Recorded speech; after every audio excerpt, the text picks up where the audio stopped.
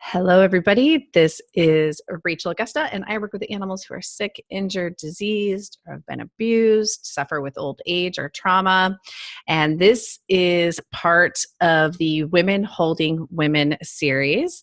And today I have with me Yvette Givvin. And I know Yvette actually through the Women Speak Mastermind program that I was in. That's where I met her. She became a very close mentor to me and helper, and got me to a place where I could express my ideas in a way that felt safe and comfortable and true and authentic. And she's just this beautiful woman who I immediately had this deep love and connection with, because she's so real and has this beautiful gift to listen and hold space and help women through their issues. And I'm going to read you her bio, and then you're going to be like, oh yeah, that's why she's so perfect at that. So Yvette is a storyteller. She's a speaker. She's a thought leader who speaks to women, men, parents, and educators. She's on a mission to end the cycles of childhood abuse and dysfunction that hold so many of us back from living and loving fully. Pulling from her own experiences, Yvette challenges mainstream thinking around parenting and relationships by asking her audiences to really look inside themselves for the answers to their parenting and relationship struggles. Because too often we spend a lifetime researching an arsenal of tips, tools, and strategies to try and control the people we love. But nothing will match the power and effectiveness of healing our own inner child. So Yvette is an integral associate life coach. She holds a BS in psychology from Santa Clara University and is a graduate of the School for Embodied Leadership. When she's not connecting with like-minded individuals for self-healing and social justice, she can be found in a yoga studio or curled up in a corner with her nose in a book.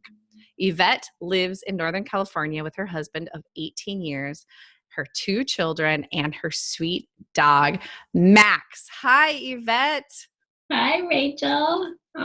Thank you for that gorgeous introduction and for having me as a guest. I'm so glad you're doing this with me. The thing is, when we first met, you were really invested in my mission in the world and always talking to me about what I was doing. And so I didn't really know until later what your mission in this world was. And when I found out what it was, I was like, oh, I needed to know that months ago. I need you in my life. It's the power of always asking other women, what do you do? Why are you here? And so I'm excited for you to share your wisdom and genius in this topic, because so many people have trauma and childhood trauma. Yeah. So I'm curious to know what got you into the topic of trauma. Were you as a little kid, were you like, I know what I'm going to do. I'm going to talk to people about trauma when I grow up? No, actually, I was always a self-help nerd, I would call myself. I remember being a teenager and hanging out in bookstores in the self-help section. The books, I couldn't afford them, but I could sit there for hours and just try to figure out why do people function this way? I came from an incredibly dysfunctional, abusive home. So it had always felt really important to me to figure out how to stop this. So I guess there was a little bit of that since I was a child, but I would never have named it trauma healing because I didn't understand trauma. Right. So that's really interesting that you as a child were like, I know that I need help. Well, actually, let me ask you, were you in the self-help areas for yourself, or thinking about your family members and how you could help them or what they needed to help themselves? What brought you to that, going into those aisles? Yeah, that's such a good question. I think at that time I thought I was amazing and perfect and it wasn't my fault. Of course. I was trying to fix other people.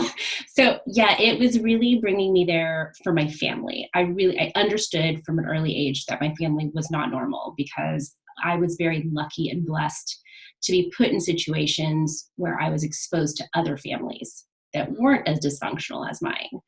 And so knowing that there was another way was what always drove me to be like, what is this other way? How do people live this way? Because no one in my family lives the way that I want to live. So it was definitely driven from a place of, I need to understand why we're so messed up, but not ever really realizing that it was also really affecting me. I guess that was what came later in life, that to understand that all of what had happened actually was being absorbed by my body, that I was holding on to all of this, even though I was aware, like, this is wrong. It's not the way I want to be. I want to grow up to be a better mom, da, da, da. But I didn't make the connection or understand until much, much later that all of it was actually being absorbed by my body, by my nervous system. I so relate to this. I do, because I also had a very dysfunctional family. And, you know, and it was easy for me to be like, you guys are messed up until, and, you know, and I remember me and my sister, you know, and my brother, who were like, we're not messed up. We're not messed up. We're the three who aren't messed up. Yeah. But we, you know, so we've always thought like, oh, thank God we escaped, or we got through that unscathed. Yes. But that it wasn't until last year that I was like, side note, that is actually not true. Yeah, they slimed me. It's like the Ghostbusters, you know, I got slimed. Like so you don't have to share if you don't want to, because, you know, you just don't. But would you want to share some of the things in your childhood that were dysfunctional for anybody? Yeah. I've done so much healing work around this, but I mean, basically I've come to understand that my childhood was a result of generations of trauma, of dysfunction, of abuse, alcoholism, from both sides. Like, truly, both my parents came from incredible poverty, really challenging lifetimes of their own. Mm-hmm. And so I've come to a place where I absolutely forgive and understand and have compassion for who they were as human beings, just to survive their own childhoods. But that was what I swam in. So, you know, my mom had such an incredibly challenging, abusive childhood herself that she became mentally ill. I've diagnosed her. She's not. Yeah, she's right.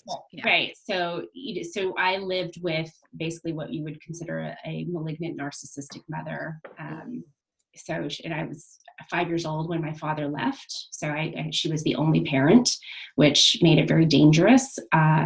So just incredibly emotionally, physically abusive, and kind of a mind fuck, to be honest. I mean, to take somebody like that, it's very confusing as a child to have a parent who is like on the strong side of narcissistic, you know. So yeah, it took a lot of time for me to understand that that's who my parent was. I didn't know it. You don't know it when you're swimming in it. You have no clue. But it took close to, I was almost 40 before I really understood what my childhood was about, because like you had said, like, I was like, I'm unscathed, I'm fine. I have, you know, I made it out of there. I escaped. And I really did. Like, I did all the things on the outside that made it look like I had escaped my childhood. I wasn't in poverty. I had gone off to college. I was the first girl in my family to go to college. I had, you know, a good job, a good husband. I lived in the suburbs. I went on vacation. I had all the things that I thought as a child were what was going to make me happy. What was going to be so different about my childhood. And you look successful. I looked super successful. I mean, people would have thought, like, she's got the life. I mean, and I thought I had the life, right? I really, really did. Yeah. But on the inside, I was still incredibly traumatized by my childhood, and it was showing up in my relationships. And that was the place where I was still in that pattern. I was still stuck in the dysfunction because I had never learned how to actually interact with people in a way where I felt safe, where they could feel safe with me. I was always keeping a distance because I was so terrified of anyone ever knowing who I was or where I came from. I mean, I have to say I was probably in my 40s when I finally told my husband and my very best friends, like, actually, this is what my childhood was like. Like, they knew it wasn't great, but no one really knew until that time. I had kept it a secret for decades. Mm. Why did you keep it a secret? Because I was so ashamed. I was so ashamed that that's a great question.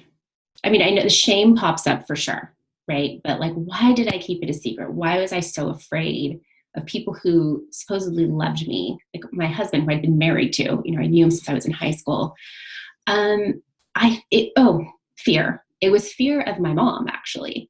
So she still had an incredible grip on me, which narcissistic people can do. They can have an incredible grip on you because their reality is the reality. And so to admit to others that I lived in that reality, there was still incredible fear that, like, I don't know, she'd come get me. Who knows? And so actually the freedom came when I finally cut ties with her for like 2 solid years. I didn't speak to my mom. And that was where I was able to finally find healing and do my work so that I could come back to a place of like understanding her. Yeah. Wow. This is, oh God, Yvette, you just have this like huge mission in the world because there's so many people that experience this and go through this. And it's such a, yeah, shameful, scary topic experience, because it's domestic violence Yeah. and, being afraid, but then also your little girl brain Mm-hmm. is like, this isn't safe. The only way to be safe is to pretend it's not happening. Yeah. And the impact that it makes on your choices as an adult to Mm-hmm. be like, this is what I'm going to hide from you. This is what I'm going to protect myself from. This is what I'm going to protect you from. This is how I'm going to control the situation. And, and also being an invisible child. I don't know have you heard that term? I'm Mm-hmm. sure you have it's new to me. I heard that this last year and I was like, oh my God, I was an invisible child. Oh my God, that makes so much sense. Oh, this is why I do these certain things in my relationships. Yeah. But when you have a parent, like they're supposed to be your protectors.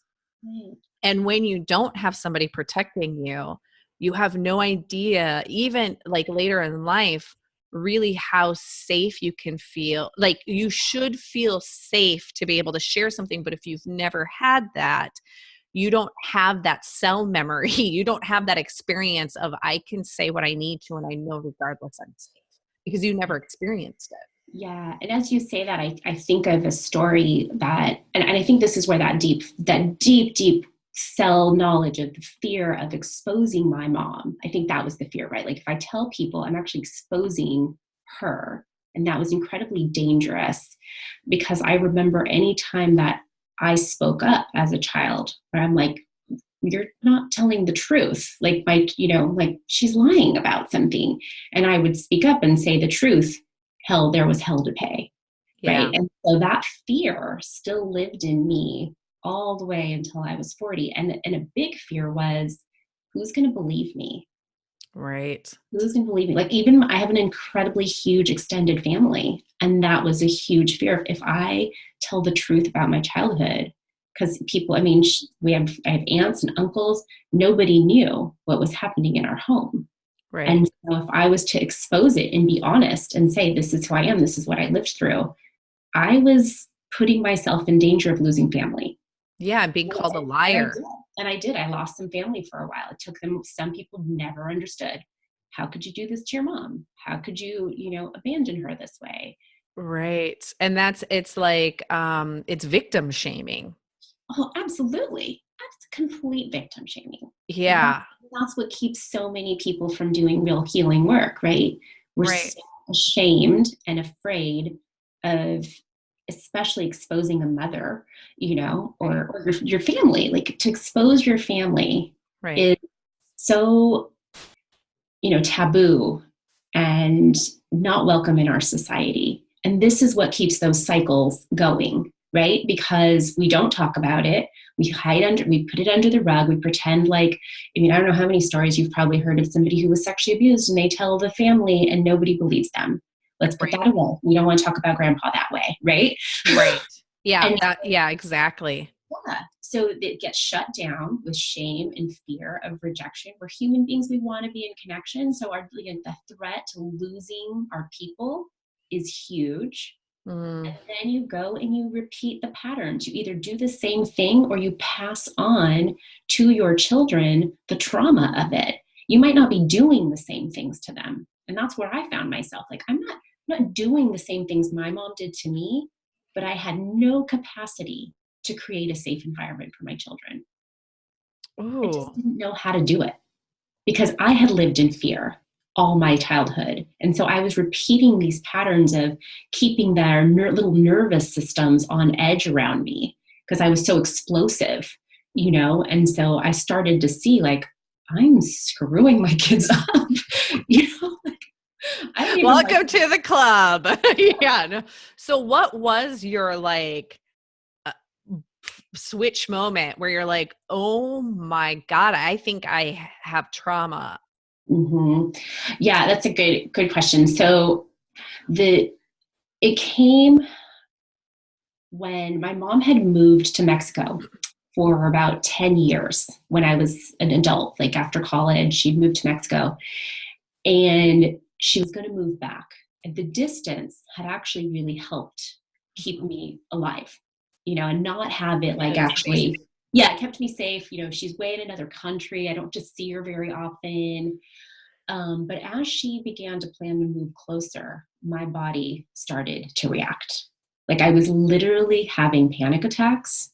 The phone would ring. I'd see her number. I'd start to shake and get really overwhelmed. And I just got to this point where I was like, something's wrong here. This isn't good.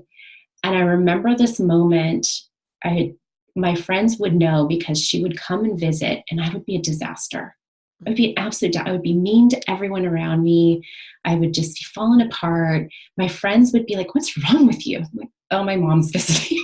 And I had this moment where I was completely honest. I'd never said this before to somebody. I said, I can't wait till she passes away. Mm-hmm. And in that moment, I realized I was waiting for her to die so that I could live. I was waiting for her to die so that I could start living.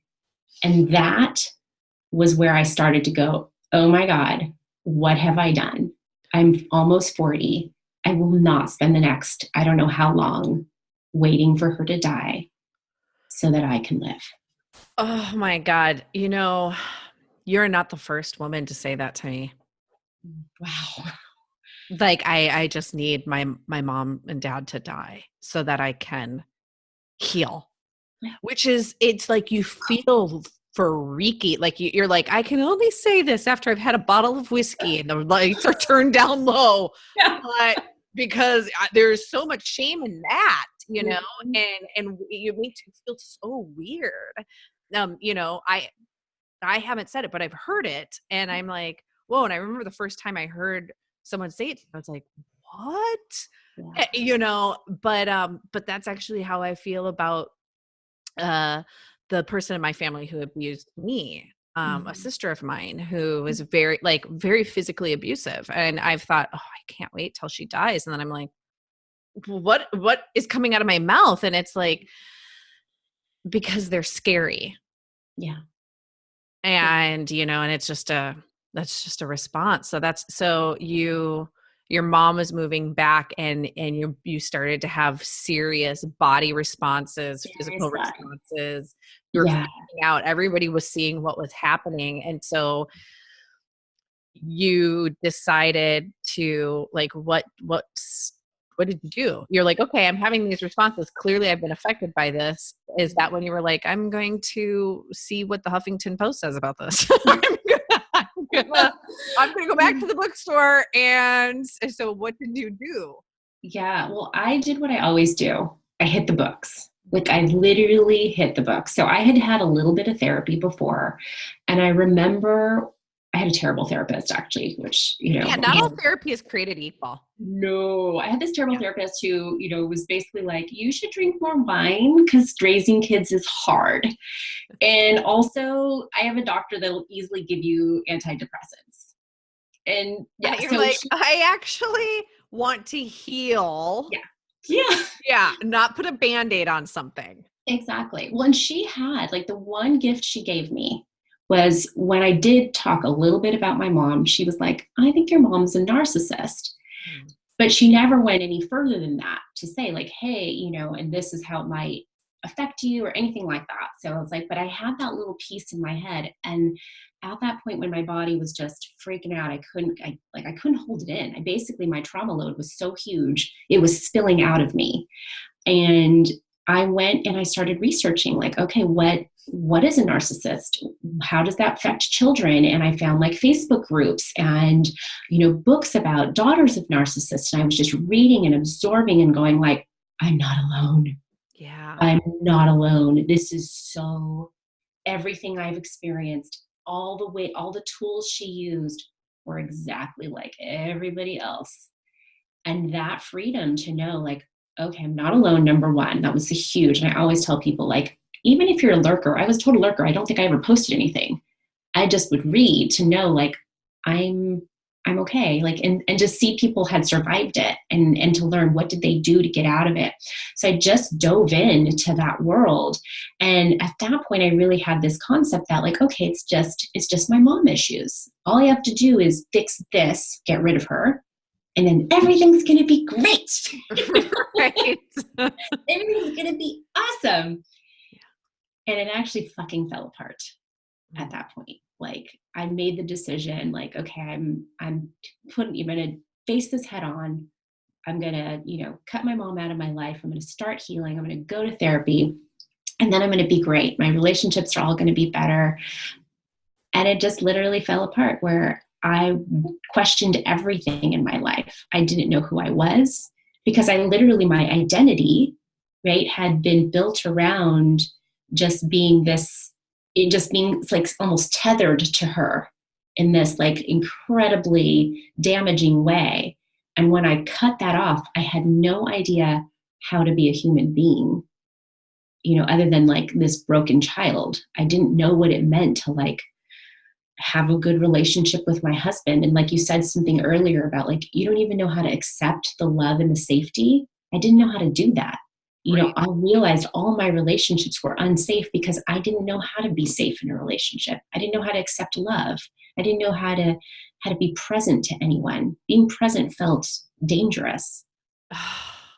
God, everything you're saying, I just completely like, I relate to, but if I would have heard you saying this 2 years ago or even a year and a half ago, I would have been like, that's great for you. I'm sorry you had to go through that because I was so closed off. And like you, I'm like, I own a business. I'm a lady boss. I've got this. I've got that. I'm doing this. Everything in life is great.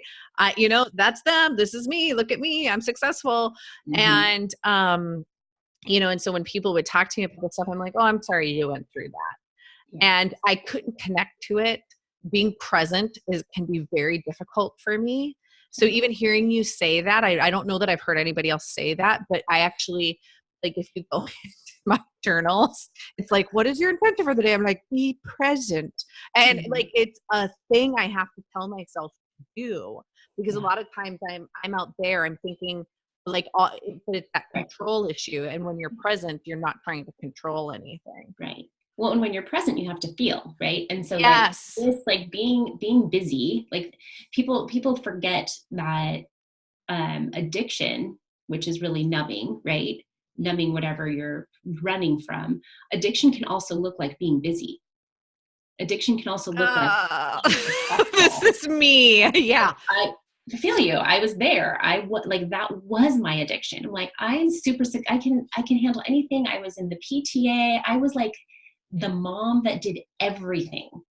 Because everybody's like, you're a rock star. Yeah. And you're like, I'm not allowing myself time to feel my feelings. Exactly. Because it's scary too. Exactly. Yes. Yeah. So many times I've thought that I've actually asked myself, am I emotionally numb?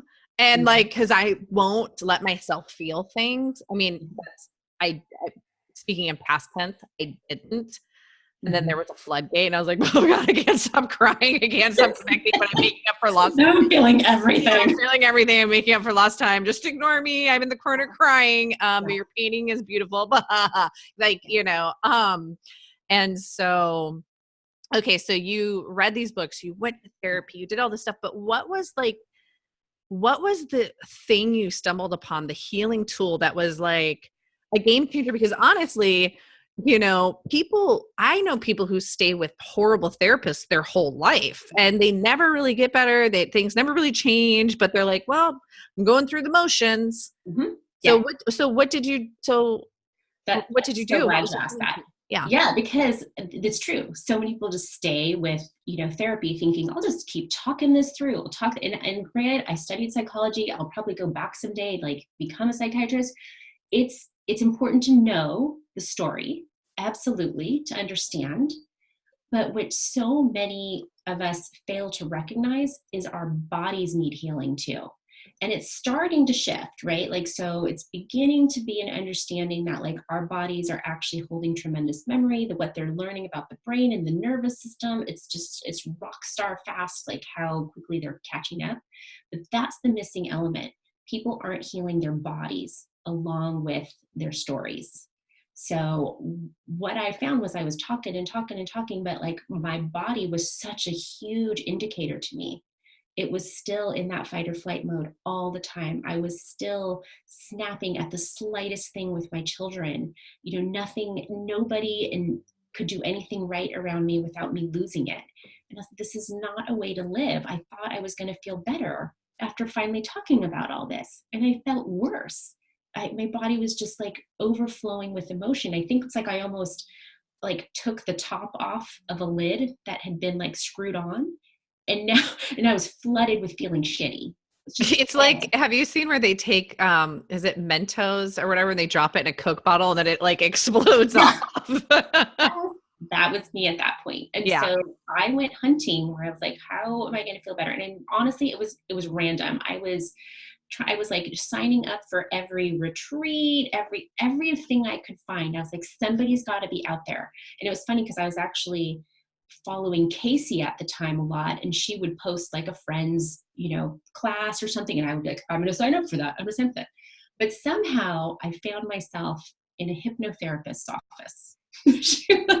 So it was a hypnotherapist. I'm like, maybe she'll help me, And I didn't ask for this treatment, but she had me lay down on the ground and put my knees up and then put my butt up, almost like you're doing a workout type of thing. So you're like holding tension in your butt and your knees. And she's like, just hold it until you can't do it anymore. So I did. And then she's like, okay, now put your butt down and let your legs just go.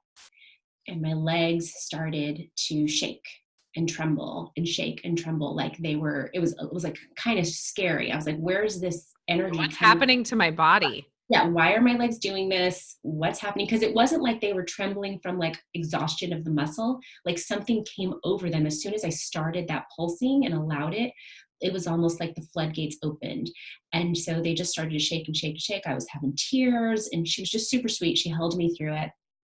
And I stood up afterwards and I was like, I don't ever remember feeling this peaceful in my body. It was the first time I was in my body and felt safe. It was just like, it was like the world opened up to me. I was like, this is possible? Who the hell, like, how did this become possible? And I'm 40 and I don't know that this is what I'm supposed to feel like in my body. Wow, this is making me teary. Yeah. So I just kept at it. I kept doing trauma release. I kept doing dance therapy, anything that was body centered, that was going to move this stuff out, because I realized at that point that it was stuck in my cells. That it didn't matter how much I talked about it. The talking, I had done that. It was like, check mark. I got it. I understand this. I'm going to keep moving through it. But if I want to feel better, I've got to heal my body. I've got to figure out, how to get more and more of this out. And in my embodied leadership school that I went to, it was a big part of it was being in our bodies, dancing, but they would do shaking sessions, and, we would just shake it out. And I remember like, oh my God, sometimes I'd be shaking and a shoulder would just like start to move in this incredible like velocity and force where I was like, don't know what that is, but it was like my memories were being released to the universe as I moved my body. Wow. Like, and each time I did it, the more and more I did it, I mean, it became a daily practice. There was a point where I was doing it every night in the backyard, feet in the grass, crying to the moon, being like, let's see what happens. And I would do it daily. And I tell you, it changed my life. It changed my life. I now can always come back to my body, be present in it, be present with you, be present with my kids, and they feel it. Everyone around me now feels me in a different way because I'm actually here. Wow. So that's some serious medicine. And it's free. Screw you, big pharma. So I want to say a couple things about this. Like, movement and dance has always been very healing for me. And I share that actually with the women who are watching this. Like, people are like, what do you do when you're stressed and freaking out? I'm like, I dance naked to the Ramones. And I don't know why dancing naked. I mean, by myself in my house, there's something about that. Yes, I do too. I don't know why. It just does. But so when you were talking, when you were saying I was moving and I was releasing this trauma, all of a sudden, when you said that, I had this thought of, oh my God, this was the power of women dancing naked under the moon. Yes. I thought that, and then you said, I would go out at night and dance under the moon. Mm-hmm. And you said it after my thought, and I was like, yeah, that's so weird that you just said that, because I was thinking that, and what my thought was, isn't it interesting that our patriarchal society demonized women dancing under the moon? We have always thought of them as being witches. What if they were just women who were releasing trauma? Yeah. It's old medicine that women knew, that were taught by their mothers. But in this new patriarchal society, we've demonized that because it's not safe for women to be present. They don't want us to be present. No. It's easier because then we are on the antidepressants, then we are paying big pharma, then we are a part of the system, then we're creating a disease. Right. But we're raising our children into the next generation in it. There's so much power actually in women being present. That's never come to me until right now in this. I'm like having such a huge aha moment with you of the power of being just present and how we could actually heal the world with that. It's that simple. It's literally that simple. We can, as women, heal the world by healing ourselves. Because when we heal ourselves, we heal everyone around us. We literally do. I mean, my healing healed my husband. He's a completely different man today than he was 5 years ago. My healing is not only healing my children, but my grandchildren. Like what they know now about epigenetics and like what genes get turned on and off, everything I'm doing for them means my grandchildren don't need to suffer through it. So we can heal. And yes, like the wisdom of women dancing, it's not new. The wisdom of us moving our bodies to heal is not new. Look at the Native Americans. They have rituals around, built around dancing and movement and stomping and drumming because they know it heals just life, right? Humanity. And I always tell people when I talk about trauma, I'm like, look at animals. They do this naturally. The next time your dog gets in trouble, the first thing it does is it shakes it off. You'll see the little butt shake, right? They just shake it off and then they're reset. Same thing in the wild. An animal is being, chased by a predator. As soon as it's in safety, it shakes it off. Hmm. We stop this process probably around 2 years old, right? Where we tell kids, like, stop crying. What are you doing? Stop it. Be quiet. It's just too much. But they're actually doing exactly what they're supposed to do.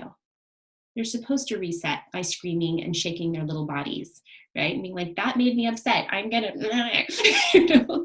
Mm. Yeah. So Yeah. it's knowledge that lives within us, and that's why it feels so good. Like when you do it, when you shake or you dance naked, and your body afterwards feels so good. It's like, well, the answer is right there. It's right there. We have it in us. Wow. That's really cool. So, what is your family? I mean, we kind of touched base on this, but like, what does your family look like now? Like, how have they been impact? Like, how's your life really changed? I mean, you've said you've been present. Your kids aren't like, "Mommy dearest is here. She's gonna freak because we hung things on metal hangers." Not that you were But I showing was a little scary. but like how have things, you've said like they know about epigenetics, and for anybody listening, do you want to explain what epigenetics is and like Yeah. how So like your life has changed in this? super basic epigenetics is basically like we have genes that can be turned on and off, disease genes, all kinds of things that either can be healthy or unhealthy. And we know that our environment, and especially like the people around us, that is our biggest environment, can actually affect what genes get turned on and off. And so,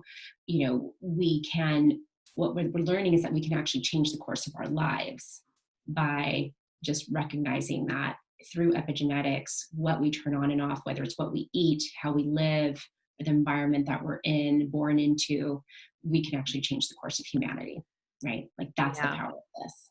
Yeah. But going back to your question about, how my family has changed, it's like it's like there's two different families. There's the before, and I actually have referred to myself as like before mommy and after mommy. Right. Because before it was, it was just a home where everybody felt kind of unsafe. I was an unsafe person. I was Even though you were super loving and really I was great and super, went to all their events and were right, at yeah, all I was their doing, I was games. doing Yeah. all the right things. I was in there, class mom, showing up. I was doing that, but I wasn't safe to have them open up to me. I wasn't safe. If they opened up to me, it made me so uncomfortable that Mhm. they knew, like, this isn't okay to tell mom things, right? She And can't now take it. she can't Yeah. take it. She can't take it. She's going to blame us. She's going to be irritated. Yeah. She's just going to get overwhelmed. And now, I guess the best way to paint that picture is, I was recently kind of missing some of my friends, like two really good friends that had moved away, and we had the kind of relationship where we were like sister wives. They could come over, we'd cook dinner together, raise our kids together. And I was telling my daughter, I said, when you find friends like that, like, hold on to them. They're so, so important to hold on to friendships like that. And she, later on that day, she came in the car and she said, Mom, what you said earlier about Auntie so-and-so? And she's like, you're like that to me. This is my 15-year-old daughter. That's And I so started crying. cool. And she's like, can we be best friends? And I was like, that's my biggest dream. I never in my lifetime, I mean, I wanted it, right? But I didn't think it was possible to have a relationship with my child where she felt so safe that she wanted to come closer.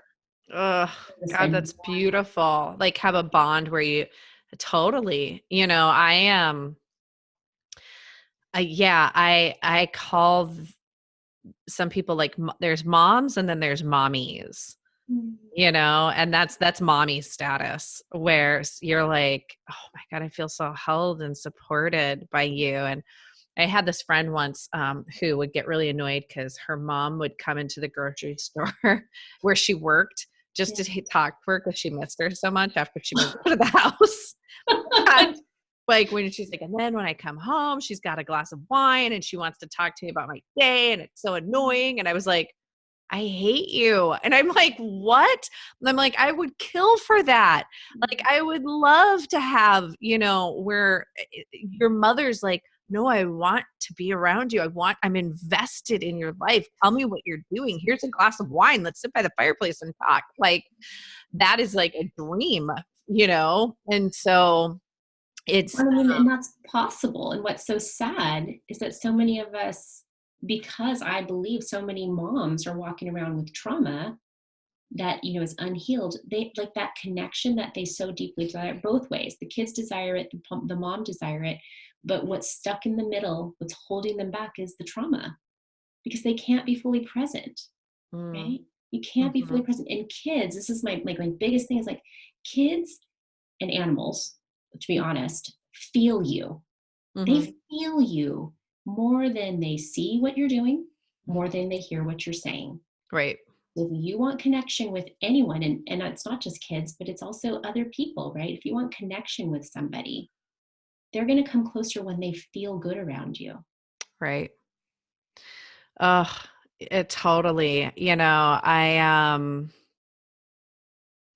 yes, to everything you're saying. So I'm wondering, so this, like the body shaking and all of that you did and you experienced, like, do you teach this? Is this something that you do now for other people? Or, like, I know this is what you speak about, and you speak on stages about trauma and all of this stuff, but like, do you teach this to people? Yes. So it's actually, I love that you asked that, because I'm actually like diving into like, how do I teach this in even stronger ways? Because I teach it very organically. I literally tell anyone I meet, when you should do a shaking practice, let me demonstrate it for you. It's super easy. So yes, I mean, I've been teaching it very organically, but I actually am about to go and get certification in trauma release exercises so that I can, just have an official title and really understand it even more, the biomechanics of why this works so well. Yeah. I'm a huge preacher of it. I'm actually working on just starting a little like random video that I can put out there so people can see how it's done. It's really basic. It's free. You could do it in your backyard, and it's accessible. So something maybe that'll push me to make my little video. Create the video. Create the video. I will do it. So I'm going to totally put you on the spot here. And again, you can say, no, Rachel, but could you show us even just one simple shaking exercise? Yeah. It's okay. Super easy. Okay. So I'm going to just stand up. Okay. It's kind of hard to see, but basically the gist of it, the most important part is to kind of bend your knees and just start like a gentle bounce. And the bounce is all that your body needs. If you do this for, sometimes 30 seconds for me, because my body knows, like, as soon as I start, it's like, yay, we're shaking.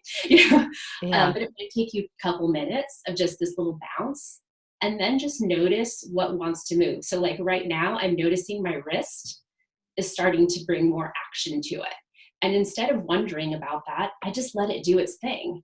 So it might get like really vigorous if I was to continue doing this. And then eventually, when it's done, it will on its own slowly come to stillness.